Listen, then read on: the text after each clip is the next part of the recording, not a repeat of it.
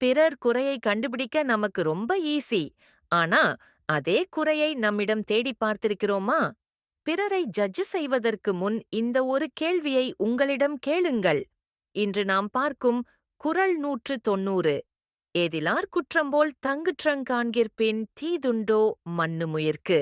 திருவள்ளுவர் விளக்கம்: அடுத்தவர்களின் குறைகளை பெரிதாக பார்க்கும் நாம், நம்முடைய குறைகளையும் அதே அளவுக்கு பார்த்தால் இந்த உலகத்தில் பிரச்சனையே இருக்காது. பிறரை மாற்றுவதற்கு முன் நம்மை மாற்றிக்கொள்வதே உண்மையான அறிவு.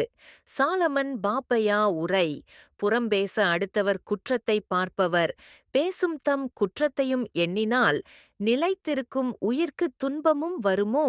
சாலமன் பாப்பையா கூறுவது, பிறர் குறைகளை மட்டும் தேடாமல் நம்முடைய குறைகளையும் அதே அளவுக்கு கவனிக்க வேண்டும்.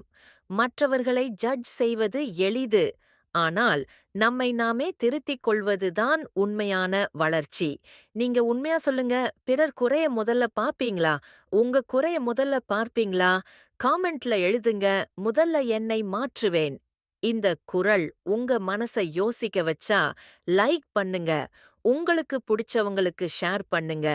இன்னும் பல வாழ்க்கையை திருப்பும் குறள்களுக்கு சப்ஸ்கிரைப் பண்ண மறக்காதீங்க. தினமும் ஒரு திருக்குறள், மனசுக்கு ஒரு மருந்து.